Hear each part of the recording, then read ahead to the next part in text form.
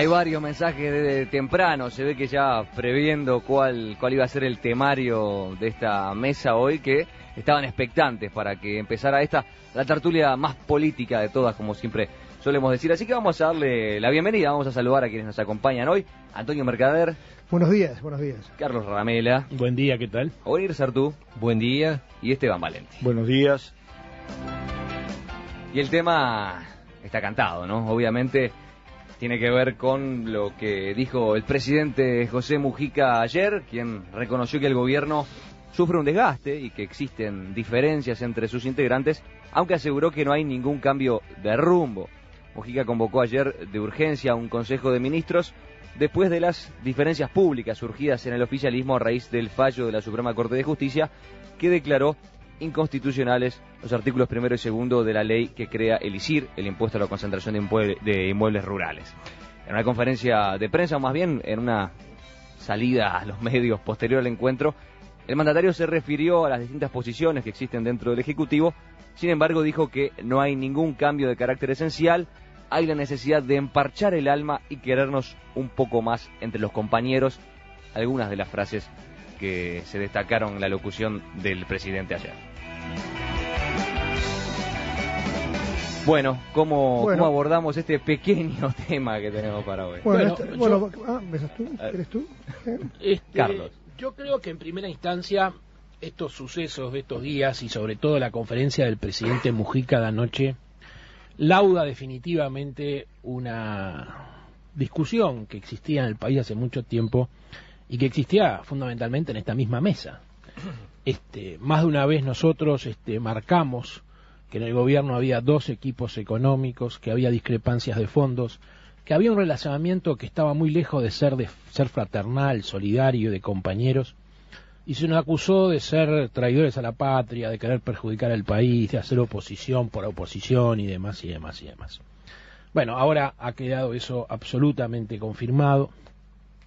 Es una realidad no solo a partir de las palabras de Mujica de ayer, sino también de las declaraciones de Astori de ayer de mañana o anteayer, de todo lo que ha trascendido sobre la reunión de ayer.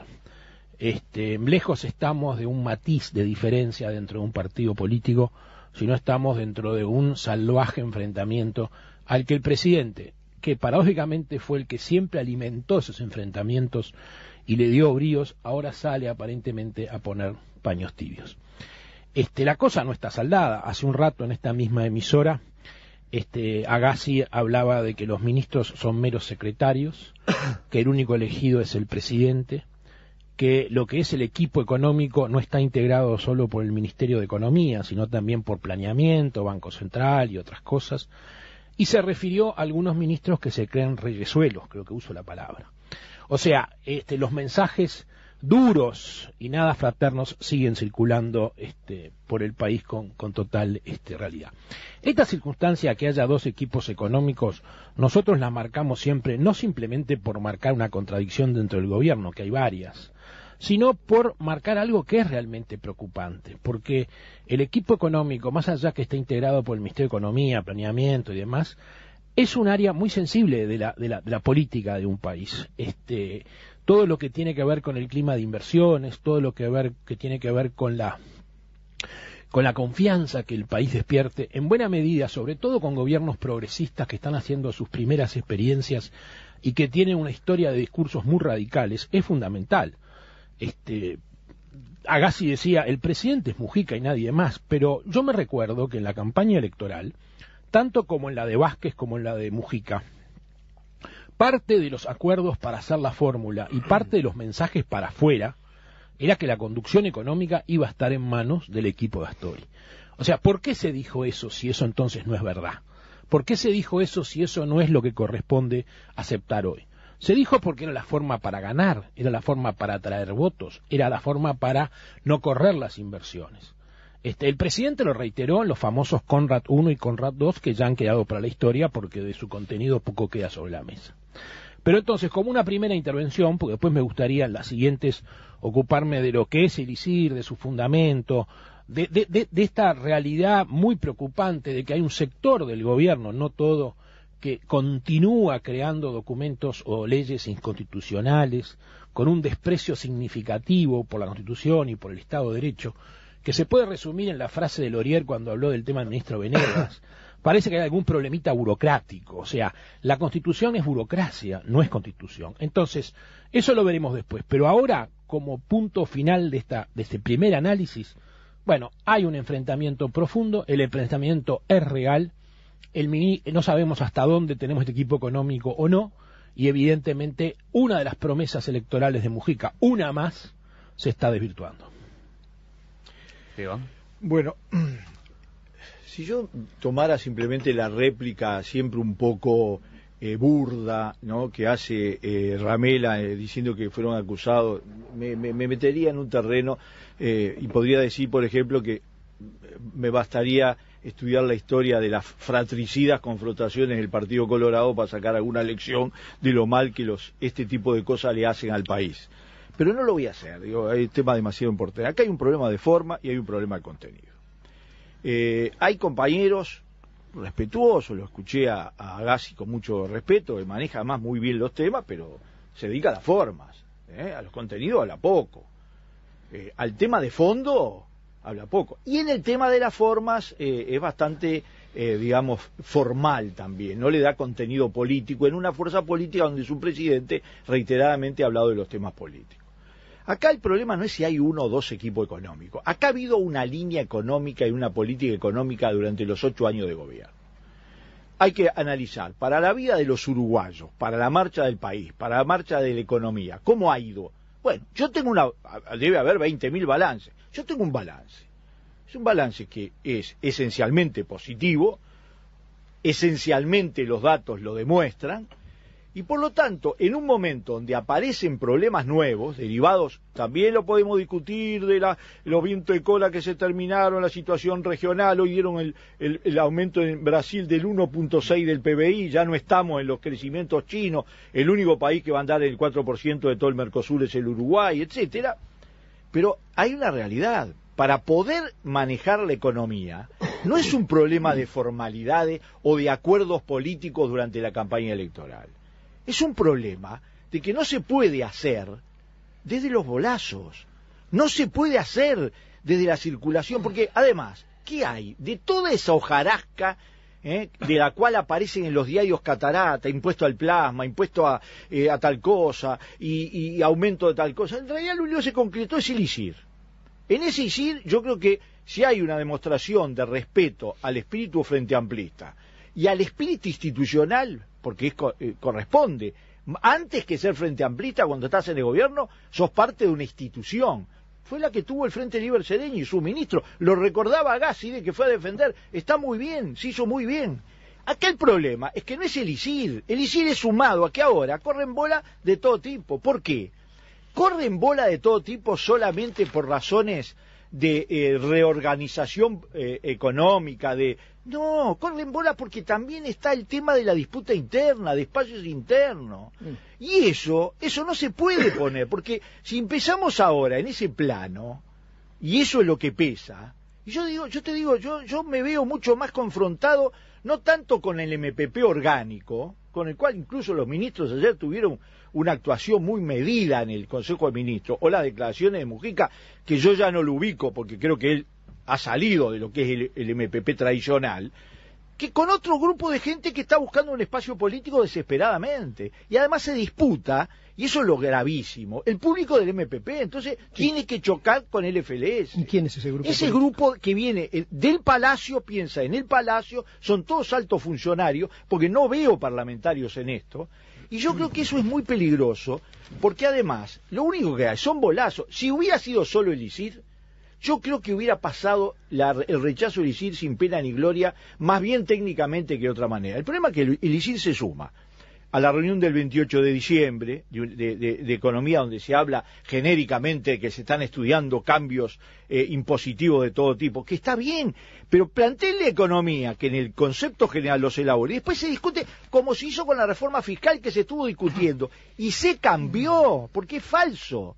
Y en todo esto hay un fantasma que recorre el Uruguay. No, el mundo no lo recorre porque ni siquiera tiene ese problema, el mundo desarrollado. ¿saben lo que es lo que recorre? Es el tema de la inflación y el déficit fiscal.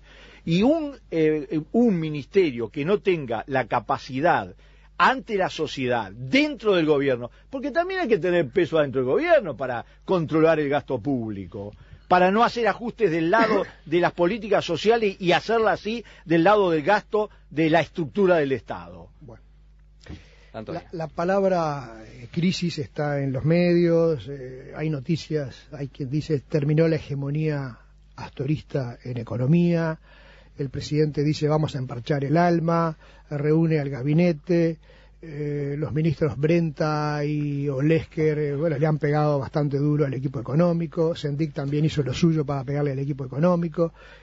Hay una situación yo diría caótica, de confusión, de riña constante, ¿no? Es una olla de grillos eso, y lo que a uno le llama la atención es, todo esto ocurre en prosperidad, porque digo, están las cifras que tú, Esteban, nos has dado y que el gobierno da, todo va bien. Digo, hay algunos problemitas, pero en general estamos muy bien, el gobierno lo ha hecho maravillosamente, tenemos 8 años de crecimiento, tú recién decías, somos el país del Mercosur que más va a crecer.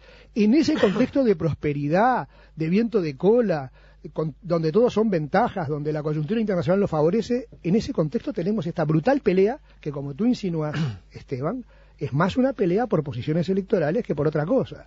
O sea que yo me pregunto qué pasaría el día de mañana si este gobierno tuviera que gobernar en crisis, tuviera que afrontar las crisis que otros partidos han tenido que afrontar desde el gobierno. Se despedazarían, porque si en prosperidad actúan así, imaginemos lo que podría ser esto en situaciones complicadas. Bueno, nos podíamos ir como si fueran ustedes el gobierno Valle. Sí, tú estás diciendo que el equipo de Astori se podría ir. No, digo, podríamos tomar eso como ejemplo. No lo vamos a hacer. Me asustaste. No lo vamos a hacer. No, pensé que de repente me estabas diciendo que el Frente Libre Sereni se retiraba del gobierno. No, nosotros somos Frente Amplio. Bueno, son Frente Amplio. Pero, digo, y la otra cosa es, vuelvo un poco a lo que decía Ramela. Digo, un país no puede funcionar con 2 equipos económicos. Aquí es evidente que el presidente de la República ha alentado la formación de este segundo equipo encabezado por Joe Frugón, el señor Bonomo, y otras personas que están en su derredor, que juegan su propio partido. Ahora, si juegan un partido electoral, es lo que tú decís, Valenti. Yo no sé si juegan un partido electoral. Sé que continuamente están lanzando púas o haciendo críticas o anotaciones sobre lo que hace el equipo económico real, el equipo económico que maneja Lorenzo, que es el que el país tiene como equipo económico. Venían en rumbo de colisión, esa colisión se ha dado, yo no sé qué va a pasar, tú me decís que el astorismo va a permanecer en el gobierno. Tengo entendido que ayer el ministro Lorenzo en el gabinete dijo, esta puede ser la última sesión en la que participo. Bueno, si eso es cierto, las cosas no parecen tan seguras. Pero repito, esto ocurre en una situación de prosperidad, de cifras positivas, de orgullo que el Frente manifiesta de lo bien que estamos, de lo bien que ha hecho las cosas. Imaginemos qué pasa si viene una crisis con este tipo de gobierno, con 2 equipos paralelos. ¿Qué vamos a tener? 4 equipos paralelos. ¿Qué va a pasar? Vamos a vivir entonces en esta situación pero agravada todavía. Ojo que yo cuando digo que se va a quedar o no, yo soy uno más de los cuantos cientos en el Frente Libre Sereni, sí, una opinión personal. No está diciendo la opinión oficial. Absolutamente. No está tomada, obviamente. Yo creo que obviamente el fenómeno de que haya puntos de vista distintos en cualquier gobierno es habitual, es normal. De hecho, normalmente esas cosas se laudan discutiendo políticamente. O sea, tal vez el punto acá es una concepción un poco extraña. Recién lo decía Gassi, ¿no? De que el ministro tiene una especie de una idea equivocada de que el ministro tiene una potestad sobre el área en la que trabaja. Los ministros son secretarios de Estado, cualquier decisión que toman la toman en consulta con el presidente. Pero acá, digo, no engañarnos, hay un acuerdo político que se hizo después de las elecciones internas por la cual el peso del entonces candidato a vicepresidente, Astori, iba a estar en la economía, digamos, ¿no? Creo que de alguna manera es lo que Astori está reclamando cuando dice que el ministro de Economía tiene potestad. No está invocando las verdaderas facultades del ministro de Economía, sino un acuerdo que hubo originalmente. Ahora, pensar que el vicepresidente va a controlar exclusivamente la economía es medio, durante todo un periodo de gobierno, es una idea un poco descabellada, ¿no? Evidentemente el presidente y el entorno del presidente van a querer meter baza en el asunto, si van a querer intervenir. Tal vez sería bueno que lo discutieran previamente y llegaran a acuerdos. Y no por la prensa. Eso sería lo lógico. Ahora, si vamos al tema concreto, esto que pasó no es muy distinto a lo que pasó con el impuesto a las pasividades. Es decir, es decir, ya hubo casos de Elías. Claro. Que después fue declarado constitucional, recordar. No, fue modificado pero fue declarado mecanismo. Constitucional. Tuvo dos etapas. En una primera inconstitucional, cambió la composición de la Corte y fue declarado constitucional. Sí, pero se creó y se cambió, a pesar de eso, se tuvo la actitud de cambiar. Se cambió igualmente la figura, ¿no? Bueno, yo qué sé, no sabemos todavía cómo puede llegar a ser declarado si cambia la integración de la Corte, pero lo que... No, pero esta Corte permanece, si cambiara la integración de la Corte, probablemente también cambiara el pronunciamiento sobre este asunto, es un poco lo que... Todos sabemos cómo funcionan ese tipo de cosas. Lo real, es que esta circunstancia de que la Corte le declare inconstitucional un tributo, le pasó al equipo económico oficial y le pasó al equipo económico en la sombra, por decirlo de alguna manera. En la sombra es una buena expresión. No tan en la sombra porque asoman muy seguido, ¿no? Pero emite una sombra grande. No, es el problema. El equipo en la prensa. En la prensa. No, yo estoy de acuerdo, yo creo que sí, esto lo miro, yo no estoy en el gobierno, ni en el ministerio, ni en el equipo sombreado, así que lo que sí veo es que el mecanismo no es adecuado, es decir, deberían debatir previamente, pero me parece inadecuado tanto que el equipo oficial pretenda, el ministro pretenda tener una especie de autarquía, no creo que sea el ministro, creo que es una visión de un sector político que entiende que ese ministerio lo controla. Es una línea dentro del Frente Amplio que entiende que debe controlar ese ministerio, y me parece que es inevitable que el presidente y su entorno también pesen en la definición de la línea económica. Creo que la forma no es la adecuada, que deberían, en eso coincido, deberían discutirlo. Pero dijo Michelini, si el presidente quiere optar por otro equipo económico, tiene todas las potestades. Pero él me parece que está jugando una cosa que no tiene, es decir, el presidente me parece que hasta cierto punto está respetando un acuerdo que hizo. Ya obvio que tiene las potestades constitucionales, puede cambiar al ministro y se acabó. Punto. Pero parecería que no es la intención de hacerlo, ¿no? Porque él intenta preservar ese además, acuerdo. Además, el equipo económico paralelo no tiene una línea económica clara. Ese es el problema. El equipo económico en la sombra, que tú decís, no tiene una línea económica clara. Yo no sé qué es lo que propone Frugone. Yo sigo creyendo que la señal es válida. Ya lo discutimos la semana pasada. Yo sigo creyendo que la idea de que los que tienen grandes extensiones de tierra tienen que aportar más, sigo creyendo que es una Yo señal creo que tiene que acertada. aportar más que el ISIR, mirá lo que te digo. Y estaba de acuerdo con eso, y el FLS está de acuerdo con eso. Bueno, más que el ISIR, porque esto es un rasconcito. La fórmula de Lorenzo permitiría recaudar en base a otros. Quizás lo podamos discutir, pero no. Incluía impuestos sobre más de 10.000. Pero cuando tú decís... por eso digo. Pero me permitís simplemente una aclaración. Cuando tú decís que han ganado mucho, como dijiste la semana pasada, que deben aportar más. Yo te recuerdo que el agro paga los impuestos, y paga los impuestos a la renta. Tú ganas más y pagás más. Tú pagás patrimonio, pagás una serie, el IMEVA. ¿Cómo no? Paga patrimonio, y paga impuesto a la renta, y paga IMEVA, y paga impuesto a las transmisiones, a las ventas, y paga una cantidad de impuestos. Es decir, no creas que el hecho de que haya un grupo que ha ganado más los ha dejado afuera de la presión fiscal. No podemos ponernos a discutir. Yo sé que, en definitiva, aportan poco en proporción a lo que aportan otros sectores. Aportan lo que la reforma fiscal determinó. Claro, pero la reforma fiscal estableció un régimen favorecedor para la tierra. Señores, sé que este tema enciende los ánimos y las ganas de hablar, de debatir. Vamos a seguir después de la pausa con esto mismo. Tane Ramela pedía la palabra, que si no me va a tirar con el micrófono por la cabeza.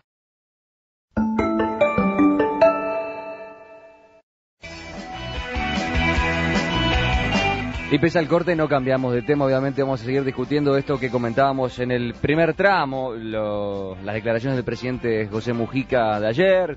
Reconoció que el gobierno sufre un desgaste, que hay diferencias internas, aunque aseguró que no hay un cambio de rumbo. Todo esto en la después del Consejo de Ministros de Urgencia que llamó para ayer por la discusión pública que siguió en el oficialismo después del fallo de inconstitucionalidad de los artículos 1 y 2 de la ley que creó el ISIR. Ya estuvimos comentando esto al principio, nos detuvimos un poco en el tributo, en el impuesto del ISIR concretamente.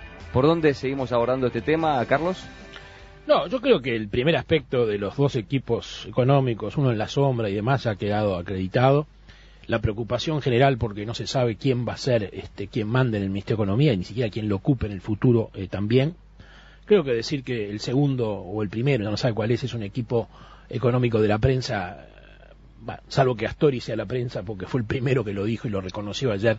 Creo que hay la prensa por lo que se dijo, sino la prensa porque se conoce su medida solo en la prensa. No, eso en la prensa. Se manejan también en la interna del gobierno, por eso hay los roces que hay. O sea, es minimizar un problema que está y que existe y que es muy duro. Claramente acá, Sartú decía con razón, el presidente no puede abdicar de su derecho a manejar la política económica. Bueno, pero ¿para qué hizo el acuerdo que hizo? ¿Para qué lo publicitó? ¿Para qué lo volanteó? ¿Para qué lo mantuvo en el Conrad 1 y Conrad 2, donde anunció que no habría suba de impuestos, que no habría cambios económicos y demás? La mentira tiene patas cortas, y si usted le miente a los empresarios, no son bobos.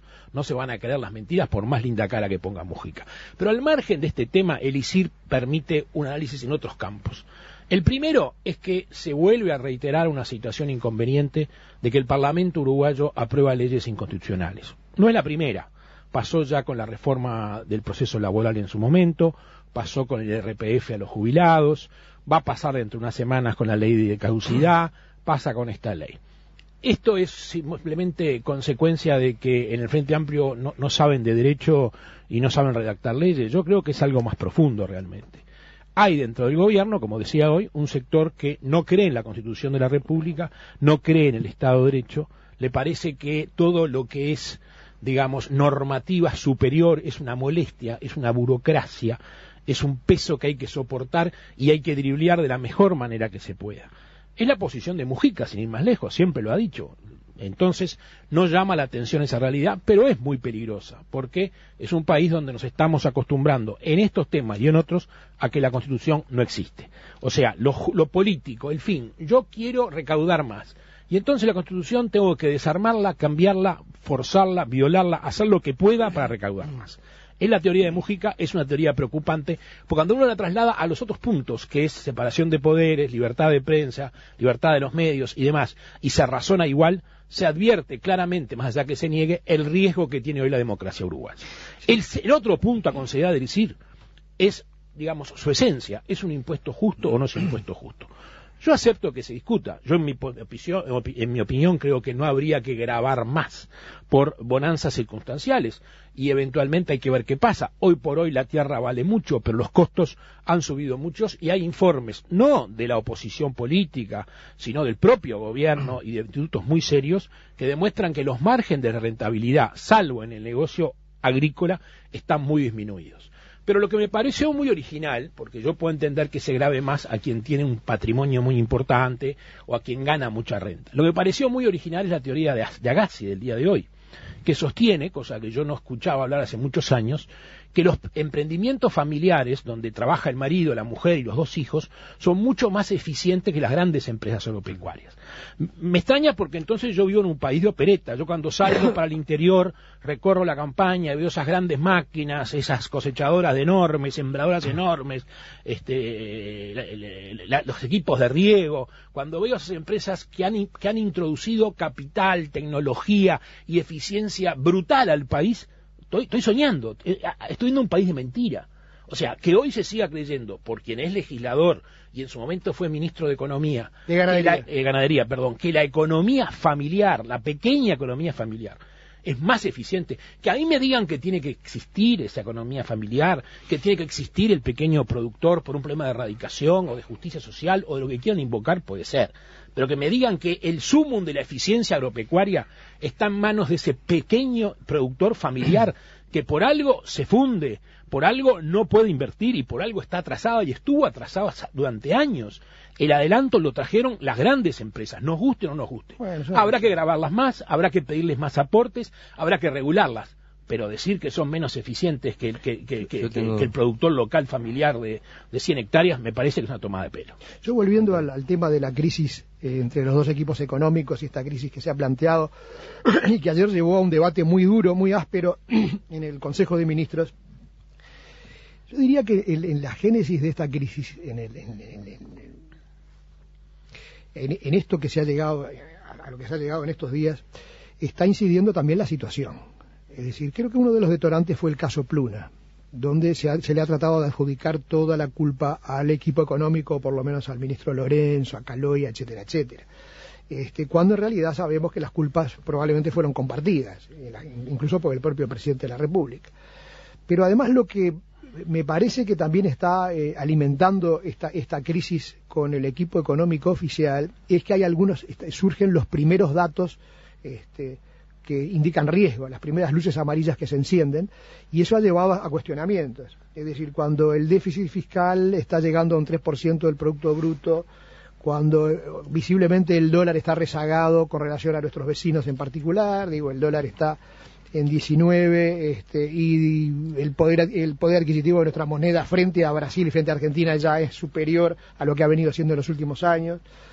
Cuando tenemos una inflación que ha superado la que venía siendo y amenaza con seguir subiendo, todo eso yo creo que ha creado un caldo de cultivo para que empiecen las objeciones al equipo de Astori, para que se diga, oigan, ustedes que lo manejaban tan bien, no lo están manejando tan bien, tenemos problemas, hay que cambiar. Me parece que esa ha sido una de los combustibles para crear esta hoguera, ¿no?, en la cual estamos ahora en estos días, tan grande como para que el presidente diga, bueno, que hay que suspender la sesión del Consejo de Ministros porque los ánimos estaban muy encendidos, etcétera, etcétera. Y creo recordar además que en todo esto hubo gente que influyó. Yo mencionaba al ministro Brenta hace un rato cuando salió a criticar públicamente al Frente Liber Sereñe y a pasarle la culpa del caso Pluna por completo, a decir que era el que debía pagarlo. Y también quiero recordar una contratapa de búsqueda en donde Raúl Sendic, el presidente de ANCAP, dijo que el ministro de Economía no distinguía entre gasto e inversión. Bueno, entre compañeros y hermanos de partido, esos son ataques muy duros, muy duros. Y llamo la atención en el caso de Sendic porque como presidente de un ente autónomo no puede hacer ese tipo de declaraciones políticas, y menos cuando son de política tan menuda y tan interna como la que tiene que ver con la interna del Frente Amplio, ¿no? Yo quería hacer una aclaración sobre una cosa que afirmó Carlos, mi hermano separado al nacer, mi hermano ideológico separado al nacer, según él. Un conocido. Pero hemos tenido una educación tan distinta después de que nos separaron que estamos en opiniones. No, plantea, bueno, ¿no?, la eficiencia y el crecimiento. Cuando yo voy y veo máquinas enormes, yo no creo que la eficiencia, es decir, si uno habla de eficiencia no en el sentido del rendimiento económico, sino de los resultados que produce en la sociedad un modelo de explotación económica, no creo que se pueda medir ni por el tamaño de las máquinas que utilicen, ni estrictamente por la cantidad de plata que generen. Es decir, hay un fenómeno que es el efecto social que produce la forma de explotación de la riqueza, ¿no? Con esto quiero decir, si tenemos medio país a cargo de una empresa que con 200 empleados produce millones de dólares que después van a parar a la caja de la empresa porque vende el producto sin trabajo agregado, y además de paso rompe todos los caminos para sacar hacia el exterior la producción, podrá tener máquinas enormes e invertir miles de millones de dólares, pero el efecto social que va a producir es lamentable. De repente ese mismo territorio manejado en el cual trabajen microempresas, de pronto produce menos, pero socialmente va a permitir una integración. No fue lo que dijo Agassi. Agassi habló de eficiencia productiva. Bueno, yo no estoy hablando social, en términos de Agassi. No fue social. Yo estoy hablando, si fuera social es opinable. Bueno, pero yo estoy aportando otro punto de vista. A mí no me importa solo el tamaño de las máquinas y la cantidad de plata, sino también qué clase de sociedad produce. Y ese es un tema que me parece que tenemos que discutir ahora que viene tanta mega inversión. Algunos mensajes para ponernos a tiro. En tu línea, Onir, las máquinas no son un indicativo de eficiencia, dice alguien, con respecto a lo que ha dicho Agassi sobre la producción familiar versus mega emprendimientos. Dice el frutillero, Agassi no tiene idea de lo que dice. Yo soy productor familiar, trabajamos con mi esposa y ella tuvo que salir a buscar empleo porque no da. ¿Alguno más? muy críticos también con cómo se ha manejado el gobierno en estos temas. Un país serio planifica, es el ABC de la administración. No se debe improvisar a diario creyéndose un iluminado que se levanta en la mañana con la solución y lo tira a la prensa a cuatro voces. Se trabaja en equipo y que el presidente tiene mucho gusto por el protagonismo personal. Ahora sí, Esteban, voy contigo. Bueno, voy a contestar porque me parece un problema, ese sí un problema central, nodular, el tema constitucional. No hay absolutamente a lo largo de 8 años de gobierno nada que se ponga a nivel de haber trabajado medidas de seguridad, represión contra los medios de prensa, no hay nada de eso. Es decir, es el fantasma de siempre. El gobierno puede aprobar una ley que después es inconstitucional, la respeta, ha dicho que la va a cambiar, ha dicho que va a levantar. Por lo tanto, eso es simplemente, es decir, hablan 8 años de gobierno y el presidente Mujica en eso, con el cual yo tengo discrepancia en muchísimas cosas, tengo que decir que ha sido absolutamente respetuoso. Absolutamente respetuoso. Yo quiero agregar una cosa. Con Paraguay, sobre todo. Yo quiero agregar pero con Paraguay no es un problema constitucional. Yo quiero agregar una cosa, que se habla mucho de las similitudes psicológicas entre Valle y Mujica. Nunca había escuchado. Se habla muchísimo. ¿Sí? ¿Los dos Pepes? De Jorge. De Jorge. Por el tema de cantar la justa, de hablar francamente. De hablar francamente, de tener arranques... incontinencia verbal. De tener arranques personales creativos. Un talante negociador o pacífico, que en contraposición con otros presidentes que han sido de mano dura, digamos.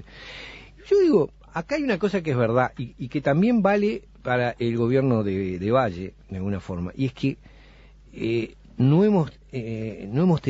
habido baleados en la calle, no ha habido clausura de diarios, no ha habido clausura de medios de comunicación. No hubo llamadas por teléfono, es decir, para pasar información. Puede haber errores o desprolijidades, como la de que el ministro fuera chileno, o que un proyecto de ley sea inconstitucional. Bueno, tampoco es muerte de hombre, si después se acata el fallo judicial, bueno, es un error, no es una violación de la Constitución. Violación de la Constitución es si yo saco un decreto que es inconstitucional, lo aplico a rajatabla, no doy pelota a la Constitución. Parece que son diferencias. Y digo, no es lo mismo que se puede decir de otros gobiernos blancos y colorados, en los cuales lamentablemente hubo muertos en la calle, hubo clausuras de medios de comunicación. Me parece porque a veces estamos todo el tiempo machacando con el problema constitucional, y lo importante de la Constitución es cómo se vive en el país, y cuando en un país hay paz, hay libertad de expresión, no hay violencia. Bueno, eran otros tiempos, perdón, eran otros tiempos también hubo muertos en la calle, sí, y hubo medidas y hubo cosas porque quienes están hoy en el gobierno salieron con la metralleta y la bomba, ¿no? No olvidemos. Estoy hablando de la postdictadura. Estamos derivando... Los gobiernos de Sanguinetti y de la Calle fueron mucho más duros en algunos aspectos. Yo voy a tomar una expresión... Que el de Valle y el de Mujica, independientemente que uno esté más de acuerdo o menos de acuerdo con la gestión, ¿no? Bueno, voy a tomar una expresión del oyente que habrán llegado centenares, pero bueno, voy a tomar la de él, que dice: un gobierno no es un conjunto... efectivamente, una de las pocas cosas que estoy de acuerdo con Agassi es que un gobierno que es muy inteligente, además lo plantea con gran cintura, no es una suma de tribus, y la vida ha demostrado que es así. Hay que planificar, hay que formar equipo. El espíritu que dijo el presidente cuando hizo la conferencia de prensa, ojalá se concrete, hay que ponerse de acuerdo. Lo que no hay nada peor que atente contra ese mecanismo de planificación, de dirección estratégica, de enfrentar las dificultades, porque las dificultades van a venir y han venido las dificultades. En el 2008 los países todos dejaron de crecer y Uruguay creció. El campo uruguayo ha tenido la tercera ola de la revolución productiva, a todos los niveles, en la leche, en la carne, en la agricultura, en el olivo, en la vinicultura. No es un sector. Nunca hubo un crecimiento del PBI agropecuario como lo ha habido en este periodo, en estos 8 años. En la pérdida del endeudamiento, en todas esas cosas. Todavía quedan bolsones, y es cierto que la economía familiar hay que apoyarla mucho porque no sobrevive en las mismas condiciones. Y una de las cosas es tasar de manera diferente a las pequeñas producciones que a las grandes extensiones de tierra. Es absolutamente y acá pasa al revés, porque las exoneraciones tributarias van para las grandes inversiones. El problema es que la discusión del ISIR tenía 2 componentes y ahora tiene muchas indicaciones. las dos componentes que era una especie de demostración de que los que se oponían, entre los que recuerdo se oponía el ministro Aguerre, no sé si lo recuerdan que se oponía. Sí, se oponía. Sí. Es que se habló que iba a renunciar. Lo que nos oponíamos, no nos oponíamos a que tributaran las grandes extensiones, sino que se hiciera correctamente. Segundo, estábamos dispuestos a elaborar algo y que se discutiera como se discutió la reforma fiscal, que se empezó con un texto y se terminó pasando por la bancada del Frente Amplio, llegando al Parlamento, los procesos normales. Nadie quiere ser reyesuelo de nada porque en este país no se puede, en el Frente Amplio no se puede. El problema es que el desorden no es redistributivo, es falso. El criterio de que yo me levanto de mañana y se me ocurrió un impuesto al plasma, o un impuesto nuevo, o aumentar el IRA y eso va a redistribuir la riqueza, eso es demagogia. Eso es demagogia, lo digo con todas las letras. Como ayer me dieron unos cuantos palos también el Consejo de Ministros, para los que escuchan la tertulia, lo voy a decir, eso es demagogia. Eso le hace mal al país, le hace mal al gobierno, porque lo del ISIR hubiera pasado totalmente como un fenómeno, un traspiés más. El problema es que cae en un momento en que hay otra ola de ISIR nueva. Que yo tengo porque como soy mal pensado, ¿qué va a ser? ¿No? La naturaleza no me ha dotado de la benevolencia en el pensamiento. De bonomía. Creo que otra vez viene esta ola porque se veía venir esto, y eso le hace mal incluso a los que piensan que de esa manera van a poder disputar espacios nuevos, porque en definitiva, voy a terminar con una sola frase, ojalá nunca se produzca y ojalá nunca se confirme lo que voy a decir, si se da vuelta la tendencia en el Uruguay, virtuosa, de que crecen las inversiones, de que crece en el campo, en la ciudad, etcétera. Era una sola frase. De que crece el trabajo, de que baja el desempleo. Si eso se invierte, después para volverlo a encaminar lleva mucho tiempo, mucha plata y es una derrota nacional. Y hasta ahora en 8 años no ha pasado. Acá el tema es hasta qué punto aguanta Astori, aguanta Lorenzo, buena pregunta. Hasta qué punto aguanta. En eso te apoyo la pregunta.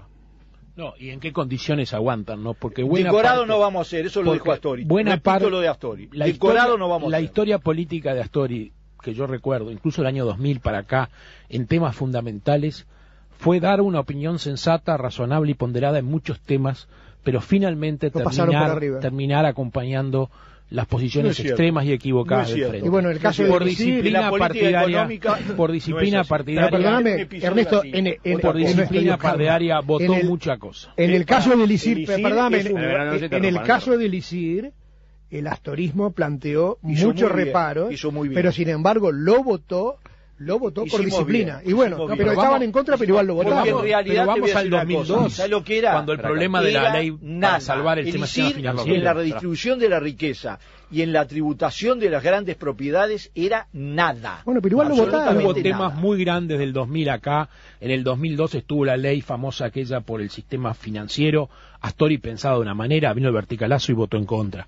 Por la caducidad pensaba de una manera, votó en contra. Astori o sea, por grandes temas cuando corresponde. Astori hablado, pero nunca ha ejercido la cuota de poder que le da su representación parlamentaria, lamentablemente. Claro, hubiese sido la mejor. división. No es la división, es ponerle freno a los de borde del otro lado, Valentí. Yo digo la verdad, no tengo mucha afinidad con la línea de Astori, pero si uno se fija, la reforma tributaria que se hizo acá, la impulsó Astori. La estableció el equipo de Astori, digamos, ¿no? O sea, la política en ese plano la ha dirigido Astori. Fue una transacción. Curiel le metió mucha cosa, mantuvo el impuesto al patrimonio, que Astori lo quería sacar enterito todo para afuera. Hubo mucha transacción. Yo te escuché. Pero transacción sin lógica, está bien, hermano. Pero digo, lo cierto es que es decir, la estructura del sistema tributario fue establecida y propuesta por el sistema de Astori. Yo encuentro que está bien que la oposición intente generar fisuras. Realmente las fisuras existen. Pero agrandarlas. Pero todos sabemos cómo se resuelve esto. Ni Mujica ni Astori son irracionales. Se van a arreglar, van a encontrar el punto de. Ojalá. Por el país. Ha pasado 1000 veces y va a volver a pasar, digo. Lo cual no garantiza que las políticas sean buenas o excelentes o mejores. Y que el equipo. Pero que me parece que no va a producirse ese resultado que se está vaticinando. No va a haber ninguna catástrofe. Pero para que el presidente diga yo no soy un mequetrefe, las cosas tienen que haber llegado a un punto bravo, sí, para que aclare, para que tenga que decir eso en el Consejo de Ministros. Él caracteriza, él como exagera para caricaturiza para... Es como, en algunas cosas se parece a Ramela, es truculento.